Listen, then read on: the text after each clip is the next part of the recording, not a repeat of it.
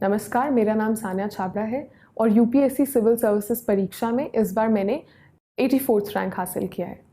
और आज मैं आपके साथ डिस्कस करूंगी कि नोट मेकिंग कैसे की जाती है। रही बात प्रीलिम्स, मेंस या इंटरव्यू, तीनों स्टेजेस में जो नोट मेकिंग है उसका काफ़ी रोल है। बिकॉज अगर आप नोट मेकिंग करते हैं तो एंड स्टेज पे रिवाइज करनी चीज़ें बहुत ईजी हो जाती हैं।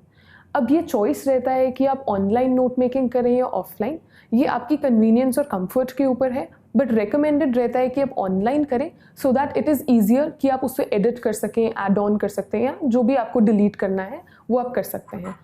तो सेपरेट फाइल्स बनाएं या सेपरेट नोटबुक्स बनाएं हर पेपर की, GS 1, 2, 3, 4, या फिर ऐसा भी कर सकते हैं कि GS 1 में जितने भी सब ब्रॉड हेडिंग्स हैं, चाहे वो हिस्ट्री है, ज्योग्राफी है, सोशल इश्यूज़ हैं, उनकी सेपरेट नोटबुक्स बनाएं। उसमें जो सब्जेक्ट वाइज कीवर्ड्स या टॉपिक्स गिवन है टू बी कवर्ड, उसको आप अलग से नोटबुक में लिखें और उस हेडिंग के अंडर जो भी आप स्टैटिक पढ़ रहे हैं या करंट से पढ़ रहे हैं उसी हेडिंग के अंडर ऐड कर दें। जब आप ऐसा करते हैं तो आपकी चीज़ें काफ़ी ज़्यादा कंडेंस होके आपको बहुत एनरिचिंग मटेरियल मिल जाता है जब आप रिवाइज करना शुरू करते हैं। ध्यान में रहे कि जब आप नोट्स बनाते हैं तो पहली रीडिंग में नोट्स ना बनाएं। जब आप पहली रीडिंग में नोट्स बनाते हैं तो सब कुछ इंपॉर्टेंट लगता है और फिर कई बार पूरी नोटबुक में हम जो भी आप सोर्स पढ़ रहे हैं वो सेम लिख देते हैं।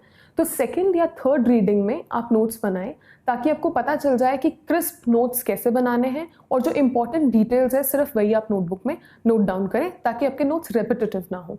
तो नोटबुक सेपरेट करें, स्टैटिक और करंट सेम जगह पे आप नोट्स बनाएं। अगर कोई कोचिंग इंस्टीट्यूट ज्वाइन किया है तो जो वो आपको नोट्स दे रहे हैं उसमें आप करंट के नोट्स या और कहीं सोर्स से जब आप पढ़ते हैं तो उसी मटेरियल में वहीं ऐड कर लें। क्योंकि अगर आप एक ही नोटबुक करंट अफेयर्स की बनाते हैं तो मेरा मानना ये है कि वो फिर बाइफर्केट नहीं हो पाती है नॉलेज। जब आपको मेंस में नॉलेज चाहिए सब्जेक्ट वाइज या वहाँ पर आपको रिप्रोड्यूस करनी है वो चीज़ें, तो ईजी रहता है जब आप उसी तरह से रिवाइज करें, तो वो आपके दिमाग में उसी तरह से इम्प्रिंट होता है और उसे फिर एग्जाम में लिखना ईजी हो जाता है।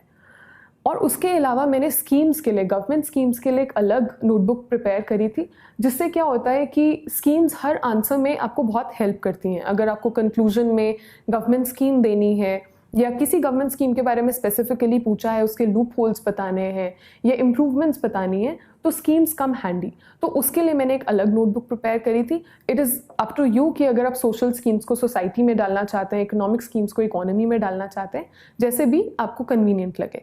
लेकिन ये ध्यान में रखें कि नोट मेकिंग करना बहुत एसेंशियल है, क्योंकि एंड में जब आप रिवाइज करते हैं मटेरियल तो नोट्स ही आप रिवाइज कर पाएंगे, ओरिजिनल सोर्स को रिवाइज करना पॉसिबल नहीं होता है। I hope it helps you. All the very best. धन्यवाद।